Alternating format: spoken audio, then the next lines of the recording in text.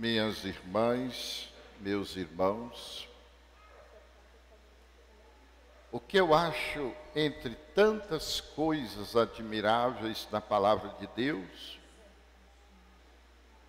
é que a palavra de Deus não nos conduz a uma memória, uma lembrança somente, mas ela nos revela Jesus vivendo, convivendo, caminhando conosco nos nossos desafios da nossa realidade, da nossa vida, hoje e agora.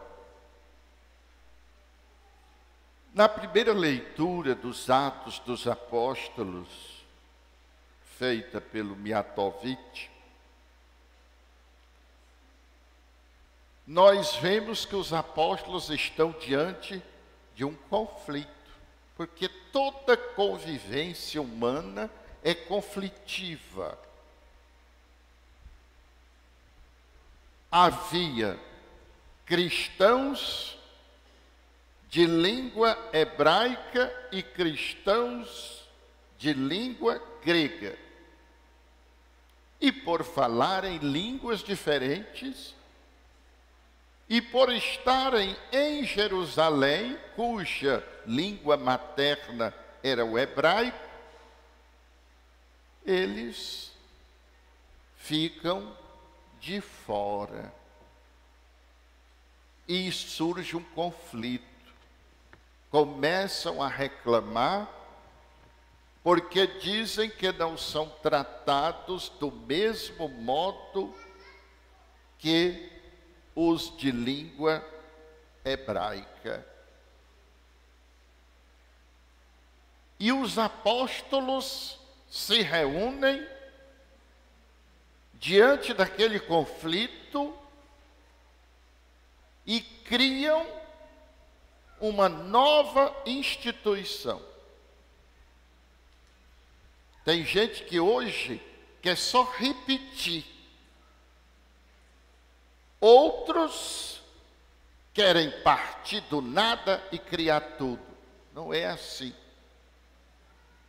É preciso esta tensão entre fidelidade à tradição e abertura para a criatividade diante de novas exigências. Eu vou criar meus filhos como meu pai me criou. É impossível. Mas também não é conveniente que você simplesmente, porque não pode criar como foi criado, abandone completamente. Os apóstolos têm o cuidado, não é uma preocupação, é o cuidado de que aqueles que vão ser instituídos neste novo serviço, que eles tenham sido testemunhas oculares dos acontecimentos que são fundantes da comunidade cristã. E neste sentido, eles estão cuidando da tradição. Mas, por outro lado, eles criam um novo grupo, o grupo dos diáconos, que vão responder a um desafio que, quando Jesus caminhava, Jesus era um caminhante, não tinha esse desafio de servir mesas, porque comia hoje aqui, amanhã já era lá, no outro dia já era noutra casa, noutra comunidade. Pela fidelidade e a criatividade, os apóstolos encontram o caminho que se faz caminhando na igreja. E estabelecem aí um princípio que deve estar presente em toda a caminhada da igreja e de todo cristão. Aliás, 3 princípios. O primeiro princípio fidelidade à tradição, à inspiração original, aos ensinamentos de Jesus. Segundo princípio, abertura e criatividade para dar resposta aos desafios que são diferentes hoje e no tempo de Jesus, no tempo do meu pai, que jovem, no tempo dos nossos filhos, quando estiverem na nossa idade. E o terceiro princípio é indicativo da experiência cristã: abertura e acolhimento dos desprezados. No tempo já do Antigo Testamento e no tempo de Jesus, e por muito tempo na história da igreja, 3 categorias de pessoas eram consideradas as pessoas mais desprezadas. Os estrangeiros, porque estão numa terra distante, numa língua diferente, numa cultura diferente, fora da sua família. E hoje, o grande sofrimento de pessoas que são refugiadas, que saem aqui da Venezuela e vêm para o Brasil, que saem dos países em guerra e vão para a Itália, morrem na travessia do mar Mediterrâneo, vão para outros países que não querem receber.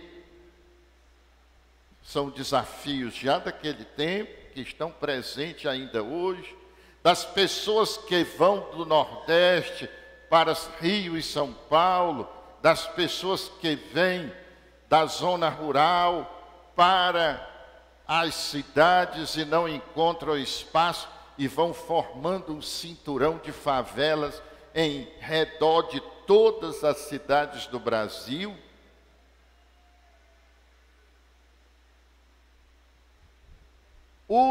As viúvas, no tempo de Jesus, e muito antes e por muito tempo ainda, as viúvas eram pessoas desprotegidas. Não trabalhavam fora de casa, não tinham emprego. O marido morria e elas tinham que se virar sozinhas, sem nada, sem uma segurança, sem uma proteção. A igreja sempre, nós temos grandes santos, como por exemplo São Vicente de Paulo, constituiu uma ordem, justamente as damas da caridade, com Santa Luísa de Marilac, Santa Luísa, não é de Marilac, é que era uma viúva, que estava só deprimida, triste. E ele vai lá e diz: tem espaço, vamos cuidar dos outros que estão descuidados.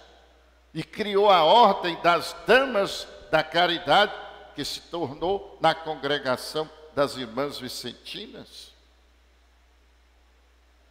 E os órfãos, vocês pensam que isso é uma coisa do passado, mas não é. Tem muita gente que o pai não precisou morrer para ser órfão. Tem muita gente que não sabe nem quem é seu pai.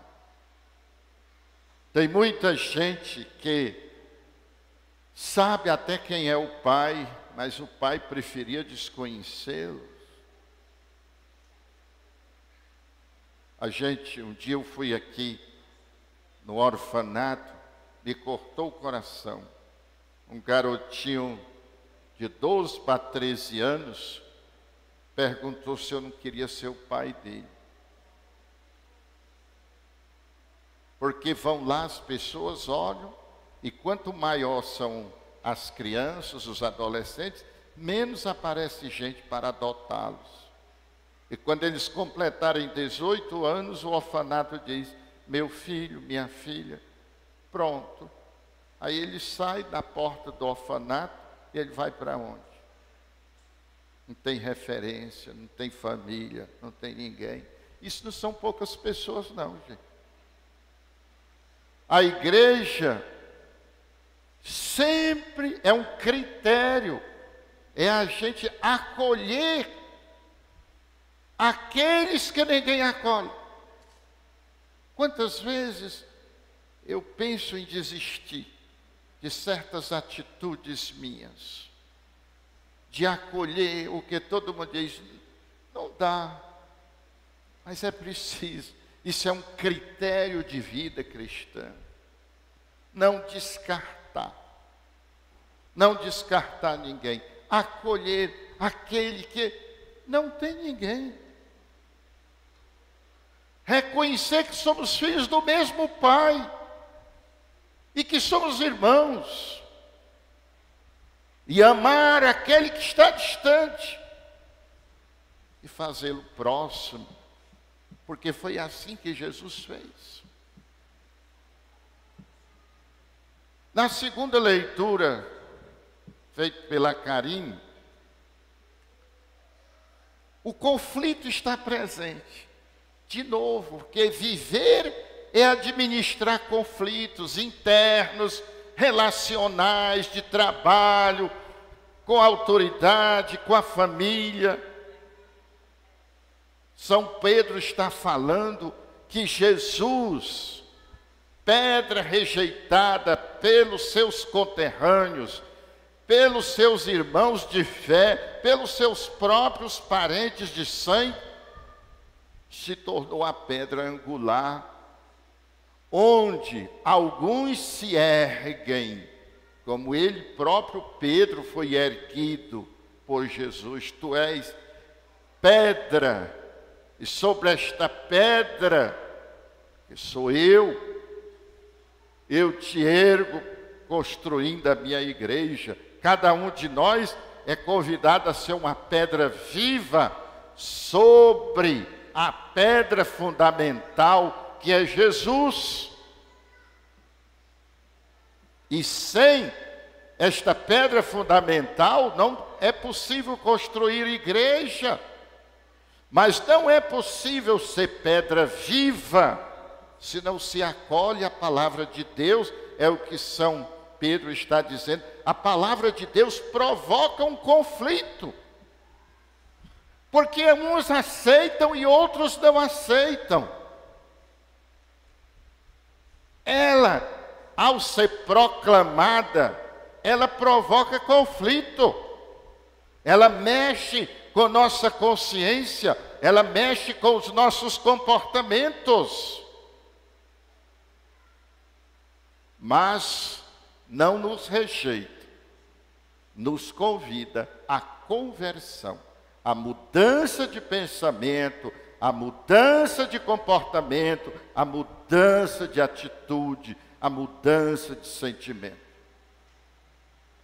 E no Evangelho,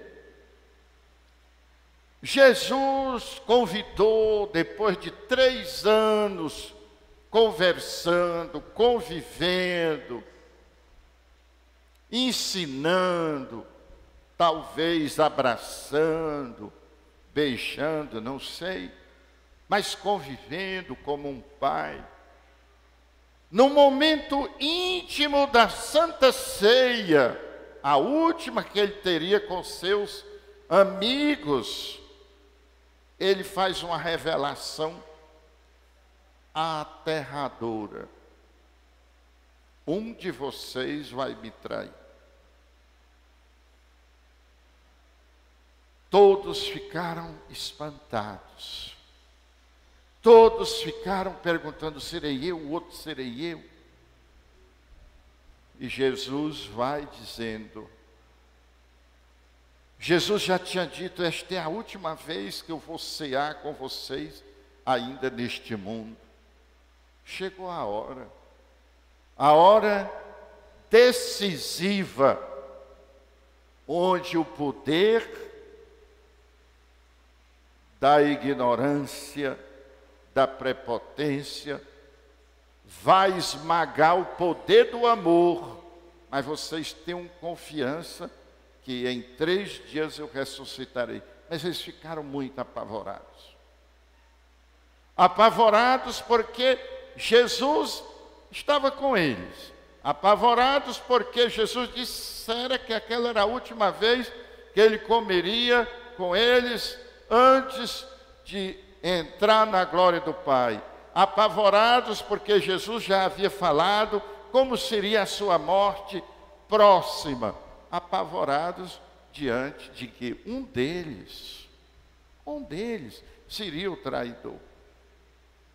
Então Jesus, eles ficaram assustados demais e Jesus diz: não se perturbe o vosso coração. Todos os conflitos, todos os problemas, a própria morte tem solução. E a solução é a fé. É preciso crer.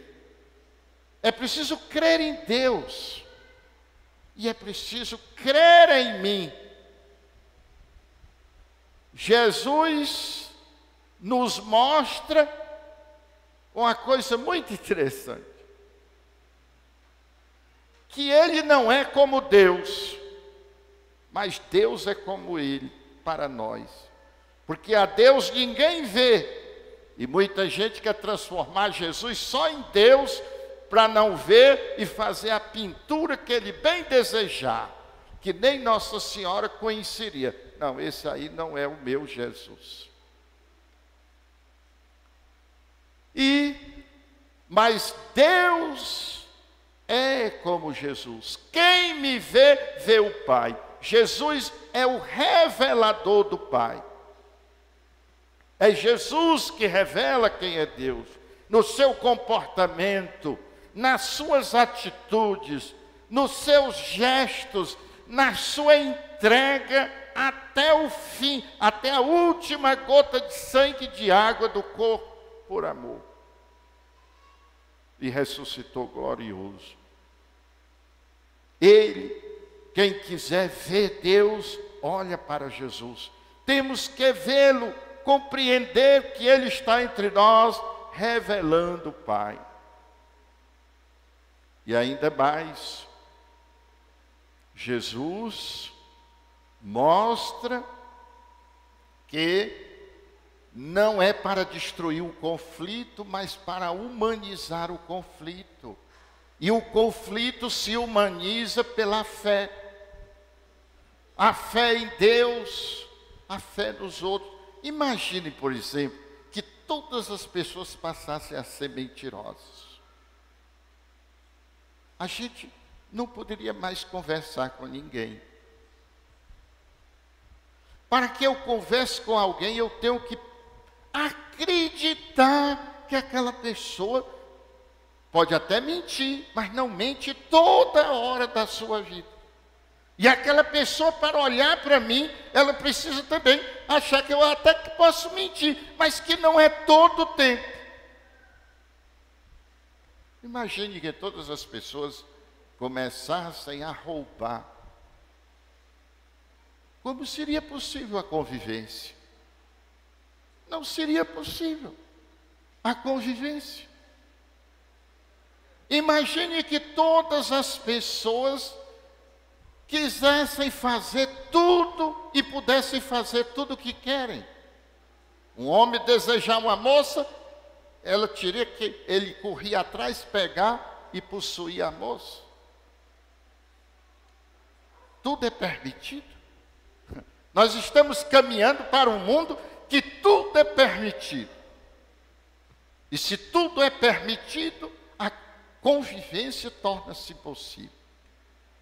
E não adianta regrar a vida pela lei, porque a lei é um farol que mostra o caminho, mas não nos faz caminhar. A lei não nos torna melhores. Saber que o homem que estuprar, que o homem que matar uma mulher, que o homem que violentar uma mulher, será enquadrado ou na Maria da Penha, ou no feminicídio, ou tentativa de feminicídio, não faz ninguém deixar de fazer isso. Porque a lei mostra por onde ir, mas não nos faz caminhar. Só quem nos faz caminhar é a fé. A fé, quando eu acredito, quando eu creio neste Deus que é Pai, quando eu creio que o outro é irmão, quando eu creio que eu devo tratar o outro do jeito que eu devo ser tratado, e quando eu reconheço que eu não tenho esta capacidade, mas que pela mesma fé eu posso rezar e pedir, e o Espírito Santo me torna capaz, se eu sinceramente desejar, se eu sinceramente quiser, se eu sinceramente me esforçar, Ele vem e me torna capaz. A lei contra o adultério, não adianta saber que está errado, se não há fé de que eu quero ser respeitado e que eu também devo ser respeitado, que eu quero que o outro me seja fiel e que eu também tenho que ser fiel para merecer a fé do outro em mim. Eu tenho que ser digno de fé também. E se eu não sou capaz, mas eu peço ao Espírito Santo, e este Espírito vem ao meu coração. E aí é que Jesus diz, na casa do Pai, o Pai tem muitas moradas, porque cada um que acolher o Espírito Santo se torna uma morada de Jesus, se torna uma morada de Deus, se torna digno de confiança, e o mundo começará de novo por cada um de nós, pois o Cristo o Espírito renova a face da terra, e a face da terra é cada um de nós. Louvado seja nosso